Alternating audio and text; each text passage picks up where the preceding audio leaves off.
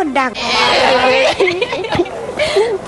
สวัสดีครับคุณผู้ชมครับ สวัสดีค่ะขอต้อนรับเข้าสู่รายการเรื่องเล่าคนดังค่ะครับผมเราสองคนนะครับผมก็ยังอยู่ที่กองละครนะครับหมัดเด็ดเสียงทองกันอยู่นะฮะใช่แล้วค่ะโอ้โหวันนี้นะคะอย่างที่เราได้ชมกันมานะคะว่าเราได้ไปชมถึงเบื้องหลังโอ้โหที่พี่แบงค์พาไปดูไปถึงห้องแต่งตัวกันเลยรับรองว่าเรายังมีทีเด็ดอีกเยอะมากเลยนะครับด้านหลังเขากำลังเซตฉากต่างๆนานารู้สึกว่าอาจจะเป็นฉากแบบว่าอยู่บนเวทีมวยหรือเปล่าก็ไม่รู้นะฮะเดี๋ยวเรามาดูกันดีกว่าใช่แล้วค่ะโอเคไปติดตามกันดีกว่าโอเค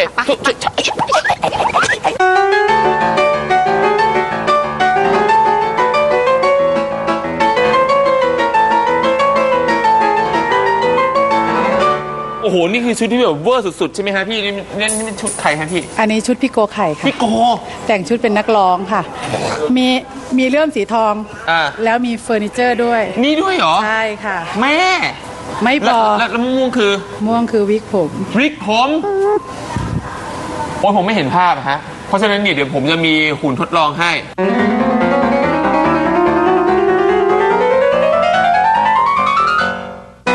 โกต้องแต่งชุดนี้ครับเพราะอะไรพี่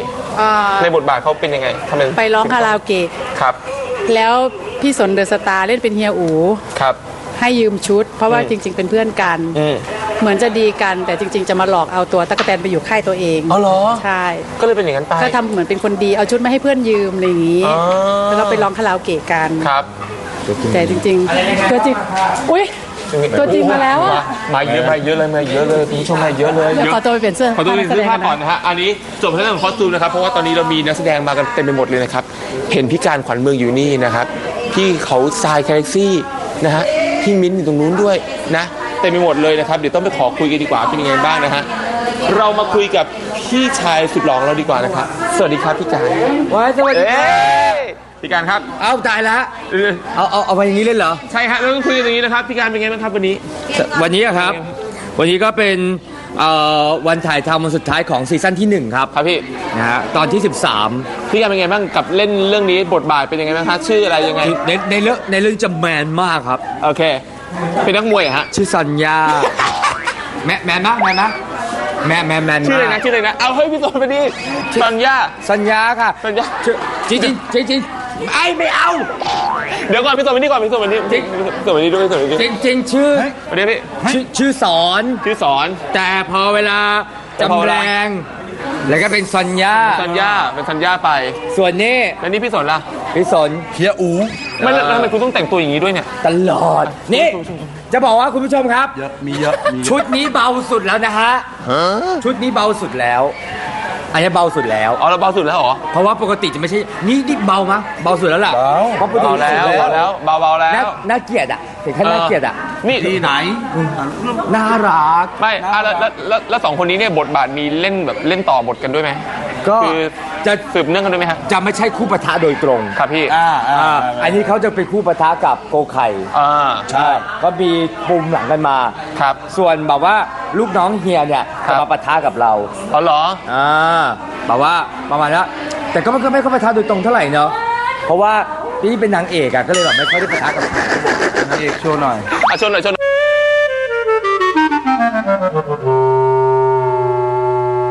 สรุปแล้วตอนนี้เนี่ยผมเล่าไปด้วยความเข้าใจดีกว่านะครับว่าพี่สนเดอะสตาร์ที่แต่งตัวแบบขนาดนี้นะฮะอาจจะแบบว่าลงไหลได้ตื้นกับไหลอย่างงี้อ้าวโก้วันนี้ครับคู่ปรับเข้ามาอันนี้คู่ปรับเข้ามาทำไมล่ะไอ้โอ้มีปัญหาแล้วล่ะไม่มีแต่ที่มีนี่แฟนทีวีอย่าแย่งฉันอย่ากันทั้งสองคนพี่ครับเรื่องนี้เล่นยากกันไหมเล่นยากไหมมันยากไหมมีความยากแต่ว่ามันเพลินอ่ะครับมันเพลินมันเหมือนยังไงฮะมันได้รับบทบาทอะไรบางอย่างที่เรารู้สึกว่ามันได้เป็นตัวแทนของคนในสังคมบางตัวละครอะไรเงี้ยอันนี้ก็มาอีกเฮ้ยนี่อันนี้นักร้องนี่มากันเรื่อยๆนักร้องใครอะไรใครเฮียปอครับใครเฮียปอถึงทองชื่อว่าผู้กันครับผู้กันน้องเจมส์ชินกฤษนะครับเป็นผู้กันยากไหมสรุปแล้วเนี่ย4คนนี้แบบเป็นไงบ้างบทบาทที่ได้รับมาในเรื่องนี้ก็ยากไหมแบบรู้สึกแบบเฮ้ยเล่นไม่ได้ที่บอกว่าเพลินช่วงแรกแต่ว่ายากใช่ครับก็ยากแรกๆหลังๆก็ เพลินๆ ไม่แต่คุณผู้ชมต้องนิดนึงว่า 3 คนนี้เนี่ยเขาเป็นปรมาจารย์แล้วคือเขาเรียนการแสดงมาทุกคน ไม่แต่แล้ว รับรางวัลเนี่ยเขาลงไม่ขลานี่ไม่เคยได้หมดอะฮะ บอกตามตรงว่าลำบากใจมาก เพราะเรื่องนี้ต้องแบบว่าเล่นเป็นสาวหวานเรียบร้อยตลอด โชว์พุ่งเหรอแล้วแต่ว่าเจมส์เนี่ยไม่น่าจะเคยเล่นละครมาก่อนใช่ไหม ใช่ครับ เป็นครั้งแรก เป็นยังไงบ้าง ก็ยอมรับว่ายากครับแรก ครับ ๆตอนนี้ก็มีบ้าง ชินยังชินยัง ได้พวกพี่ๆนะครับคอยแนะนำก็ อ๋อเหรอครับ ไม่เคยแนะนำ ไม่เคยแนะนำ อ่ะทำไมคุณไม่รักน้องคุณเลยเหรอ ไม่ชอบพี่อา คุณไม่รักเจมส์เลยเอาเจมส์ ไม่ ชิน เคยแนะนำถ้าเป็นเจมส์ ดีเจมเลยนี่ถ้าแบบดีเจมเลย เขาไม่ถูกกัน เขาไม่ดูกัน เดี๋ยวเปลี่ยนชุด เอาเปลี่ยนชุดโอเคน้องเจมส์เปลี่ยนชุดก่อนนะฮะ ก็อย่างที่บอกว่ามันยากแต่มันเพลิน เพราะว่ามันบทมันสนุกอ่ะ ครับ บทมันสนุกมันยากตรงเนี้ยเรื่องมุมกล้องนะฮะเรื่องของ acting ที่จะต้องส่งต่อ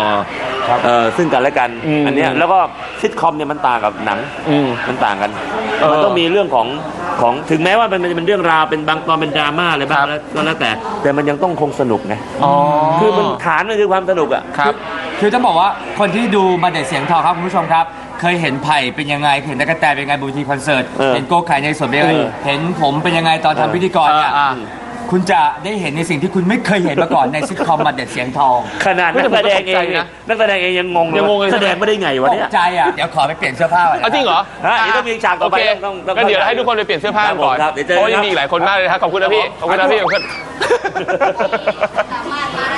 โอ้โหวันนี้นะฮะคงเพลินกันมากมายน่าดูนะครับแล้วตอนนี้ผมเห็นหลายๆคนกำลังเปลี่ยนเสื้อผ้ากันขมักเขม้นมากเลยนะครับตั๊กแตนชลดานี่เป็นไงล่ะโอ้สวยงามมากเลยสวัสดีครับแต่สวัสดีครับ สวัสดีค่ะ เป็นไงบ้างครับวันนี้กับการทำงาน ค่ะก็สนุกสนานเหมือนเดิมนะคะที่กองถ่ายก็สนุกทุกวันจะมีมุกมาเพิ่มเติมทุกวันเลย โดยเฉพาะพวกพี่อะไรอ่ะ3 หน่อ 3 หน่อ ใช่ไหมเมื่อกี้ พี่สนอะไรอย่างเงี้ย เออ เขาก็จะมีมุกมาเพิ่มเติมตลอดเวลา ครับแล้วการแสดงของตั๊กแตนในรับบทเป็นอะไร ของแตนจะเป็นโปรโมเตอร์ค่ายมวย ชื่อวนาดา เดี๋ยวคุณไม่ได้เป็นนักร้องเหรอคุณเป็นโปรโมเตอร์ค่ายมวยเหรอ เป็นโปรโมเตอร์ค่ายมวย แต่ว่าเป็นอดีตนักร้องเก่าที่เคยโด่งดังแล้ว อ๋อแล้วผันตัวเป็นโปรโมเตอร์ค่ายมวย ใช่แล้วเพราะว่ามันมีจุดที่ต้องพลิกผันชีวิตของตัวเองมาเป็นโปรโมเตอร์เนี่ยก็เพราะว่าเหมือน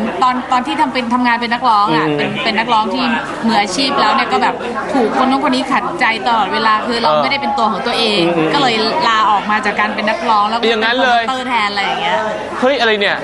เดี๋ยวก่อนนะฮะถ้าสมมติเป็นโปรโมเตอร์เนี่ยผมแหมน่าจะมีสักฉากหนึงให้แตนใส่กางเกงมวยแล้ว ต่อยมวยเลยเหรอต่อยพี่แบงค์เขาดีกว่าไม่ถึงขนาดนั้น ยากมา ก็ บทบาท สำหรับในไม่จริง ๆ แล้วถามว่ายากไหมถ้าในเรื่องพาร์ทของการแสดงมันก็คงยากสำหรับนักร้องนะคะ แต่ว่าบังเอิญว่าอันนี้มันเป็นซิทคอมที่ตลกโปกฮาคือพวกเราจริงๆแล้วก็ชอบตลกอยู่แล้วอะไรอย่างเงี้ยก็เลยแบบว่าเข้า จริงๆ ทา แล้ว ง เขา อะไรอย่าง พวกเขา เงี้ เป็ ย นคนมุกเยอะอยู่แล้วคุณผู้ชม คือหลังไมค์ไปแล้วนี่นะฮะตลกทุกคนนะฮะ ประมาณนั้น ใช่ ก็ ครับ โปกฮากันอยู่แล้วอะไรอย่างเงี้ยค่ะ ก็เลยโอเคสบาย ใช่ค่ะ วันนี้ตื่นกี่โมงกันเนี่ยเห็นเขาตื่นกันมาแบบตี ก็ 5 ตี อย่าถามว่าตื่นกี่โมงถามว่าได้นอนหรือยัง เพราะว่าเมื่อเช้านี่มาถึงคลองออกจากบ้านมาตี 5ตื่นตี 4ค่ะ เหรอ ใช่ โอ้โหหนักหนามากนะครับโอเคเดี๋ยวให้แตนไปเตรียมตัวก่อนดีกว่า ค่ะ ขอบคุณครับแตนขอบคุณครับ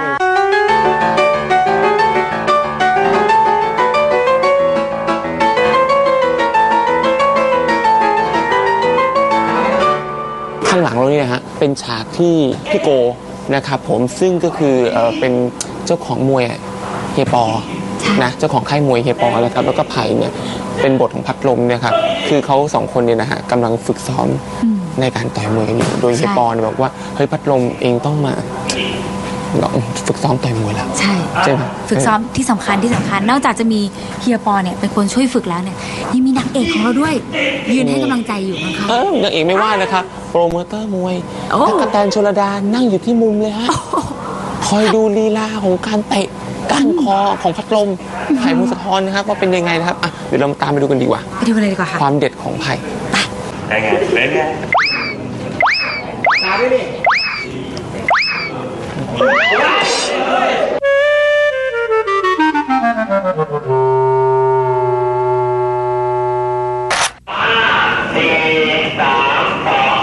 ใส่อีกแล้วเนี่ย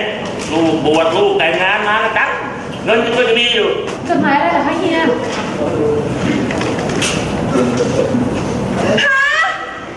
ดัง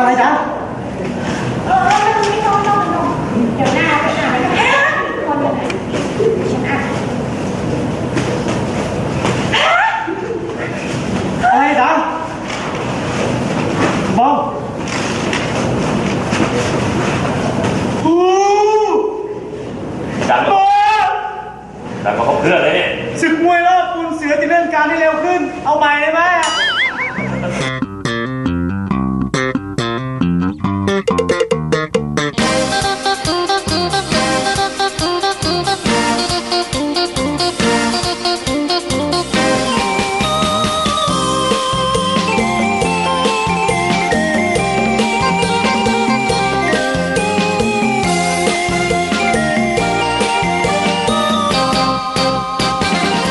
ขอโทษนะครับคุณผู้ชมครับตอนนี้เนี่ยในระหว่างที่เขาพักกันอยู่นี่นะครับมี2ศิลปินของเรานะฮะหนุ่มหล่อสาวสวยเนี่ยแอบมาเติมพลังกันเต็มที่เลยนะครับแล้วก็มันทำให้ผมรู้สึกน้ำลายไหลมาก นี่ใครทำให้คุณขนาดนี้เยอะขนาดนี้เลยเนี่ยน้ำลายไหลมากเลยอ่ะขอสักชิ้นได้ไหม ของทางกองค่ะ ไม่ไหวแล้ว เป็นอะไรที่ไม่ค่อยเปรี้ยวเท่าไหร่ จริงเหรอ ครับดูหน้าผม ไม่ นะ เปรี้ยวไม่เปรี้ยวเลย นี่มะม่วงยังไม่สุกเลยปะเนี่ย มันเป็นพัน มันเป็น น้ำดอกไม้ ดอกไม้อะไรอ่ะ ดอกไม้ ทำ ป่า เปรี้ยวขนาดเนี้ย อุ้ย ก็แกงม่วงได้ดี พี่แบงค์กินปลาร้าด้วยเหรอคะ ปลาร้า เนี่ยต่อนเลยนะคะเนี่ย ไม่จริงเหรอ เนี่ยต่อนปลาร้าเลยเห็นป่ะ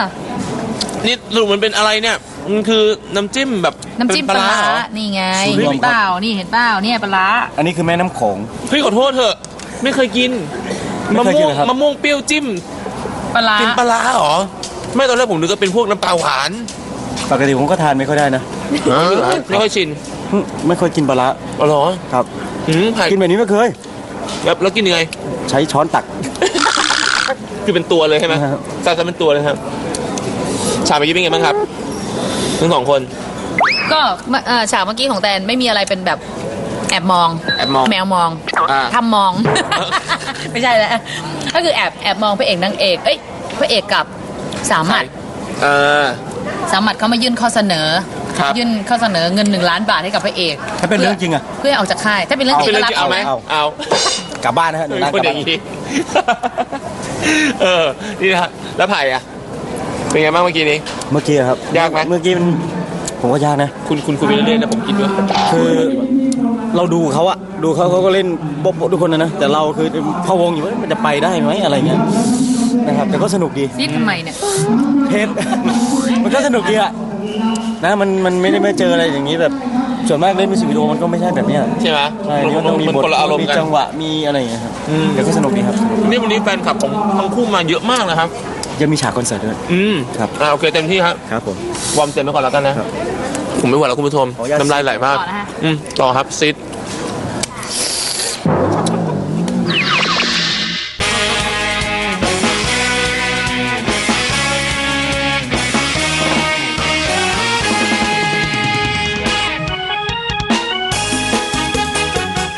ตอนนี้ครับคุณผู้ชมครับแบงค์อยู่กับอีกหนึ่งสาวสวยโอ้โห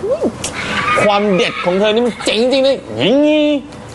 สวัสดีครับ สวัสดีค่ะ สวัสดีครับสวัสดีครับ สวัสดีค่ะ เป็นยังไงบ้างครับวันนี้หญิงลีแสดงเป็นใครบทบาทยังไง ความเด็ดของตัวละครตัวนี้ที่จะทำให้คุณผู้ชมเนี่ยรู้สึกรักในตัวละครตัวนี้คือยังไงบ้าง โอ้โห ตรงนี้หญิงลีได้รับบทบาทที่คล้ายกันกับหญิงลี แต่ว่าเปลี่ยนชื่อมาเป็นหญิงยี หญิงลีในหมัดเด็ดสินทองเนี่ยก็คือเขาก็ต้องเป็นคนที่ลันลาล่าเริงทำผมเองซึ่งอย่างนี้แซ่บ แซ่บนะคะแต่งตัวก็เปรี้ยวจี๊ดตามสไตล์หญิงลีนะคะ ในบทของหญิงยีก็น่ารักอะค่ะมีแต่คนที่แบบเล่นละครเก่งๆ ซึ่งหญิงลีก็ได้มีโอกาสมาร่วมแสดงด้วยนะคะ ก็รู้สึกประทับใจพี่ๆที่ทำไมพี่เก่งจังเลยพี่ต่อบทได้มันมากเลยหนู ไม่แล้ว หนูก็อึ้งทึ่งแบบ แล้วถ้า ชื่ อน ย่าง ช นี้ ม นี่คือเขาเรียกว่าการแสดงละครกับเล่นมิวสิกวิดีโอคือหญิงไม่ได้เคยเล่นละครเล่นอะไรมาก่อนถูกต้องใช่ไหม ก็มีแบบน้อยๆนะคะ ถ้าเปรียบเทียบกับสมัยก่อนนะ ยังไง หญิงเคยไปเป็นตัวประกอบเขา เฮ้ยจริงเหรอ อุ้ยนานมาแล้ว ว้า แล้วโดนเขาดุ ยังไง หรือว่าโดนเขาดุแล้วก็เหวอไปเลยกลัวไปเลย ก็เลยคิดว่ามันไม่ใช่ฉัน ไม่ใช่ ไม่ เรา เหมาะกั แน่ บฉัน ๆใช่ไหมแล้วบทบาทในเรื่องนี้มันยากง่ายแค่ไหนในการเล่น ง่ายนะคะ เพราะว่าเป็นตัวของตัวเองก็คือ หญิงยีก็มีร้องเพลงบ้าง เล่นบ้างต่อบทต่อมุกอะไรแบบขำๆพี่ๆก็สอนพี่ๆก็ ให้โอกาสรวมทั้งผู้กำกับก็ไม่ได้ดุดันเหมือนที่หญิงเคยไปเป็นตัวประกอบผู้กำกับดุใช่ไหมอันนั้นอ่ะเรากลัวไปเลยนะหญิงกลัวหญิงเป็นคนที่ไม่ชอบอะไรที่ แบบดุ ใช่หญิงชอบคนให้โอกาสแบบว่าสอนกันง่ายๆก็ได้อะไรอย่างเงี้ย เข้าใจ พอดุหนูก็กลัวไปเลยเหมือนทุกคนนั่นแหละที่ว่าทุกคนคงเป็นเหมือนกัน จริง พออยู่ตรงนี้ผู้กำกับใจดี ทุกคนใจดีแฮปปี้สนุกสนานก็เลยเหมือนเรามาเล่นกันทุกวันอ่ะใช่ไหมคะ เหมือนมาเจอเพื่อน เหมือนมาเจอเพื่อนมาโรงเรียน เหมือนมาโรงเรียนเหมือนมาได้ทำกิจกรรมมันๆสนุกนะคะเหมือนไม่ได้ไปทำงานหนักแบบเครียดอะไรอย่างนี้ ถ้าสมมุติว่าในอนาคตหญิงอาจจะได้เล่นอีกเนี้ยอยากจะลองเปลี่ยนบทบาทเป็นบทบาทอะไรบ้าง โอ้ย แบบมีบทบาทในใจไหมที่แบบว่า ถ้าฉันได้เล่นละครฉันขอบทนี้เลย ฉันอยากเป็นแม่ค้า ขายของอะไรเงี้ย ทำไม เร่เข้ามา ทำไมเธอไม่เลือกเธออยากทำไมเธอไม่เลือกเธออยากเป็นนางเอกเป็นเจ้าหญิงเป็นแบบหม่อมราชวงศ์ ไม่ แต้วพุทธิพรอะไรอย่างนี้ทำไมเธอไม่เอาอย่างนั้น งั้นถ้าหญิงลีเล่นเป็นนางเอกขอเล่นเป็นบทละครตัวหนึ่ง ยังไง แก้วหน้าหมาค่ะ อะไร ดูสิ ความฝันของนักร้องหมอลำซิ่งซูเปอร์สตาร์ของเรานี่นะฮะ อยากเล่นเป็นแก้วหน้าม้าสุดยอดมากเลยนะโอเคงั้นเดี๋ยวเราให้หญิงไปเตรียมตัวก่อนดีกว่าคุณผู้ชมครับ เพราะว่าเดี๋ยวเขาต้องมีการซ้อมต่อบทกันอีกเยอะเลยนะครับ